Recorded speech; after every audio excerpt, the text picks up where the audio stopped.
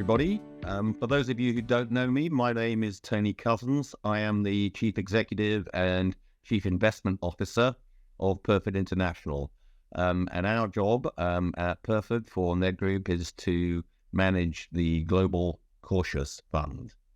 Today I'm going to talk a bit about what happened in the fourth quarter in 2023 and then move on to where we think markets are positioned today. You'll see that I've entitled this presentation Over Exuberance. The point of that is really to say that markets by the end of the year had got ahead of themselves, and we're really getting excited about things that we do not think are quite going to materialize. But let's get straight to it. Let's get to the fourth quarter first of all, which was a bumper quarter for returns. The fund produced a overall return of 6.91%.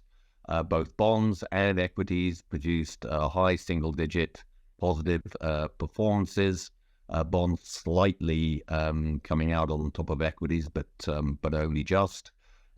Pleased to say that the bonds in this fund kept pace with those developments.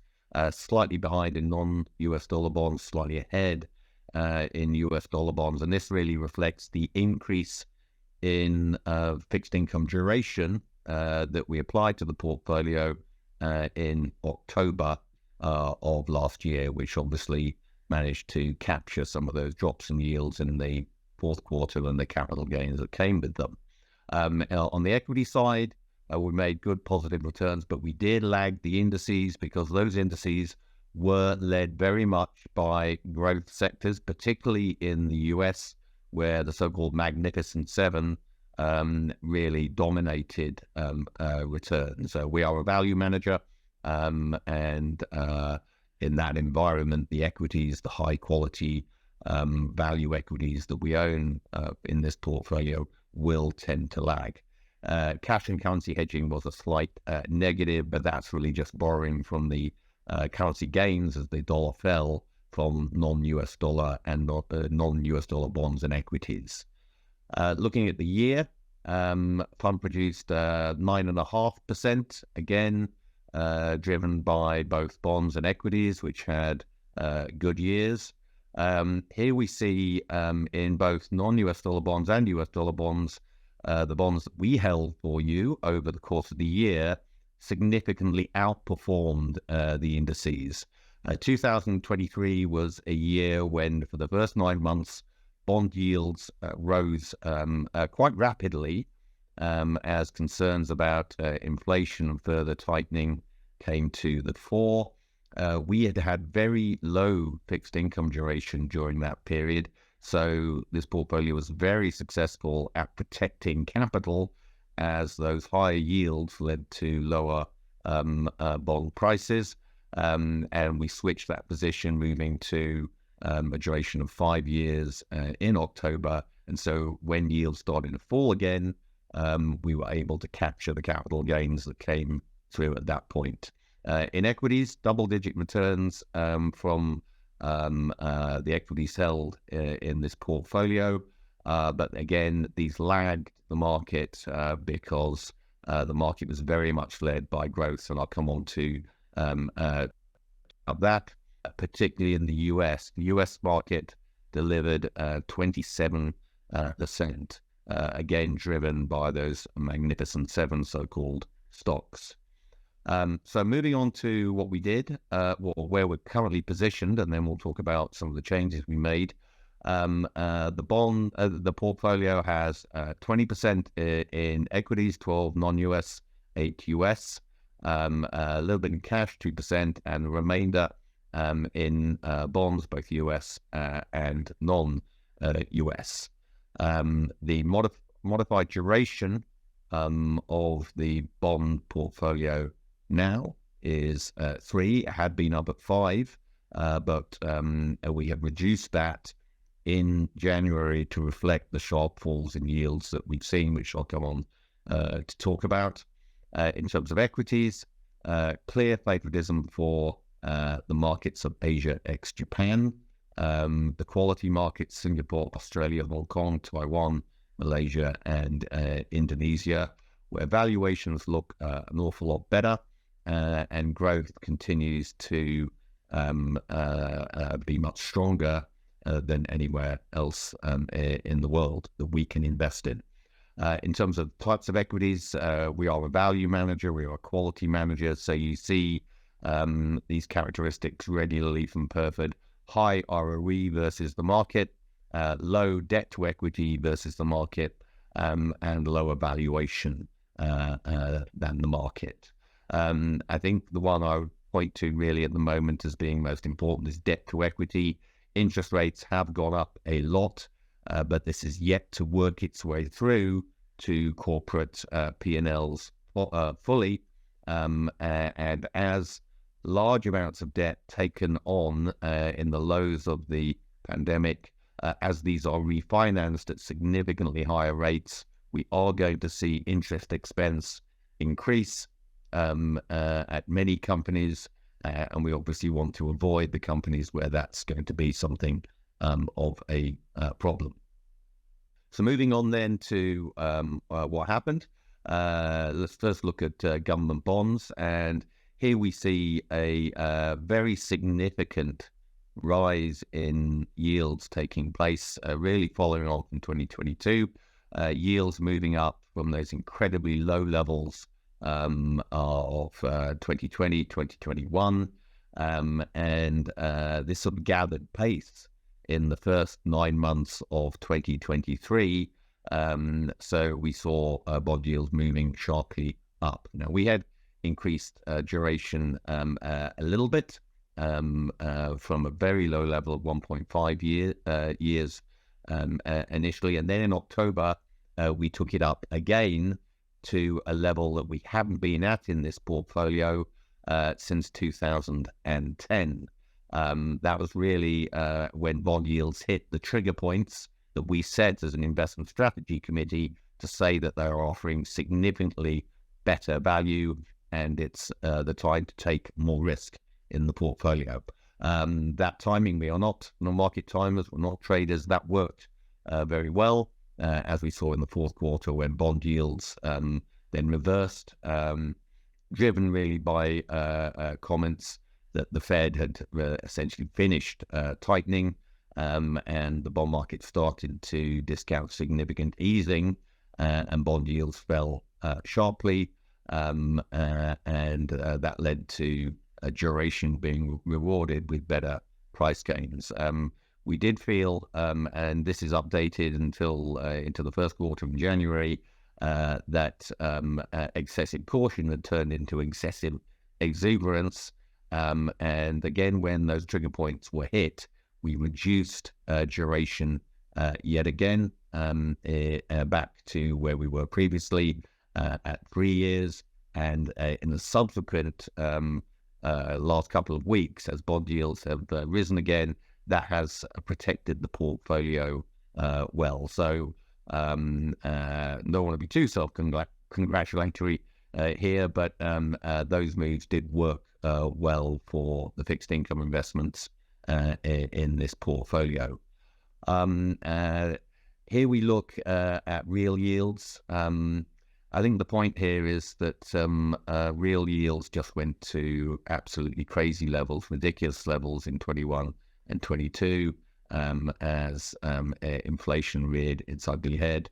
They have come up quite a lot as inflation has been reined in, but bond yields in nominal terms have also increased markedly, and you're actually getting a positive real yield out of the US market, still not out of Europe or the UK, and that hasn't been seen since really 2019.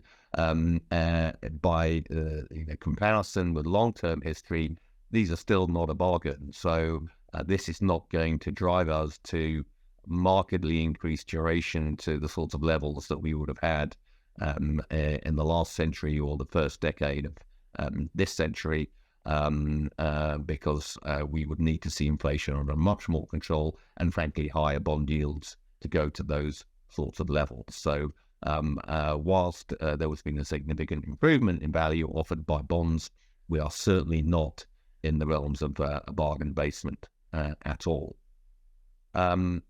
What we saw, and this says data from 31st of December, these numbers were actually taken on the 15th of January when this presentation went to press, is this over-exuberance in expectations of easing from the Fed, which we do not think will materialize, and indeed has pulled back a bit since this slide was produced. Markets were discounting 6 cuts over quarter point cuts over 2024 as the Fed would ease aggressively. We just didn't think that was going to happen. And the Fed is in a position which is complicated by politics with the US election as well. The Fed tries to be very neutral and not try to favor one candidate. But really, I think the issue here is the Fed's credibility was damaged in the inflationary rear-up that we saw, and they need to try and win that credibility back. And the worst thing that they could do is cut too aggressively, only have to increase once again when if there's a resurgence in inflation. And really, we don't think, I mean, there's many economic indicators that I could show you. Really, the worst of the inflationary pressures have been in the labor market. The labor market is very tight. And as you can see, unemployment in the US is at a multi-decade low. This is not the environment in which you see aggressive rate cutting. In order to take wage inflation out of the system, you need higher unemployment. This is just how the Phillips curve works, and we just haven't seen that. So we do think that markets got ahead of themselves. The stock will still probably a bit ahead of themselves, and you're seeing rhetoric from Jerome Powell and other Fed governors pouring cold water on some of those aggressive interest rate cut expectations. The adage goes, do not fight the Fed. Well, the markets were fighting the Fed, and they were probably wrong to do so. So that's bonds. Moving on to equities. There has been it has been an incredibly narrow equity bull market, and it's been led by the 7 stocks known imaginatively as the Magnificent Seven. And here we can see some fairly outrageous valuations for these companies. Now, we're not for a minute saying that these are bad companies. They are not bad companies at all. They are very fine business models, but they're just very, very expensive. And we are not prepared to be sucked into investing into stocks. We think the price you pay for equities is exceptionally important and well related to your subsequent returns. And paying some of these multiples really is not going to reward you. There are some good anecdotal statistics about this group of companies. For instance, at the end of the year, the Magnificent Seven were worth more than the entire stock markets of UK, Japan, and Canada combined. The increase in their valuation during 2023, just the change, the positive increase, was equivalent to the entire value of the stock markets of Germany, France, Italy, and Spain. So this really, for those of you with hair as grey as mine, will evoke memories of the dot-com boom at the end of the 90s, where we could make similar sort of outrageous claims on valuation. Back then, Nokia, single company Nokia, was worth more than every single stock market in Southeast Asia. And we all know what happened to Nokia. Not that many people carry a Nokia phone around with them these days. So we are not forecasting the demise of any of these companies. We recall in March 2000, Microsoft, which was one of the leaders of the dot-com boom, was selling at 65 times earnings. Over the next 3 years, it delivered strong earnings and dividend growth for its shareholders, but its stock price fell 65% over that period. And that just tells you that valuation does matter. So we've been here before, we've seen this before, and we do think that this is something of a bubble. Here we see the performance for global equities of growth against value. And we plotted this against the 10-year Treasury yield.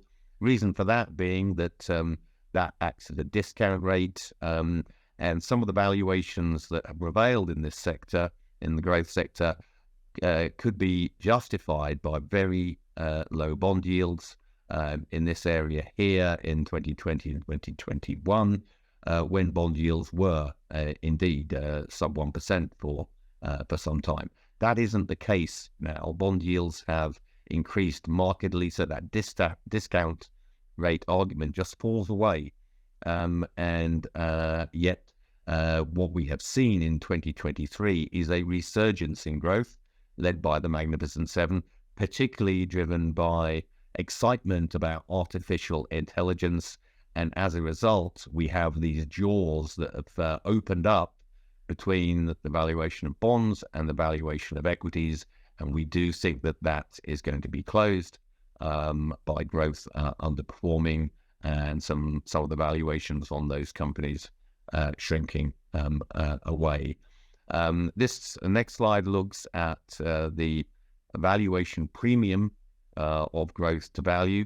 Now, for much of the history, growth would sell at something like between a 50 to 20% price earnings premium to equities. That all changed in 2017, and it moved up to, at its peak, be 140% PE premium to value. That has come down from its very peak 3 times, but it's still selling at more than 100% valuation premium on earnings compared to value sectors. So this development, the decline in that valuation premium, we believe still has a long way to go. We have seen bubbles like this before. Those of you who have any memories of the 70s, we saw it back there with what was called the Nifty 50 stocks. More recently, the end of the 90s, we saw the dot-com boom, and we all know how that ended. This is actually more of a bubble in terms of outperformance by growth than we saw in the dot-com boom. And here we have the latest echo of that bubble, and we do believe that that is quite dangerous. Valuation matters, and you're paying an awful lot for these growth stocks. Here we see the broader US market, the cyclically adjusted or Shiller PE, which tends to take cyclicality out of the measurement by looking at rolling 10 years of earnings and looking at what the price earnings ratio is based on those rolling 10 years. And again, while it's off its peaks, it is still very, very high relative to its history. So the view here is equities are an expensive asset class, particularly in the US, which has led this outperformance because that's where the Magnificent Seven are, and we do believe that bubble is somewhat dangerous, so we are not going to be sucked into it. Final chart I'll show you, this is Warren Buffett's favorite measure of valuation. This looks at market cap to GDP. This has gone back above 2 standard deviations against its average. So Warren will tell you that the market certainly isn't cheap on this measure, and we can put any measures of valuation on. It will all give the same story. The market is very, very extended. So thank you for your time today. I hope I haven't gone on too much. We had a good year in 2023, but I think markets are ahead of themselves, and we need to be quite cautious and conservative as we head into 2024. So thanks again for your time. Have a great day, and I look forward to speaking to you again soon.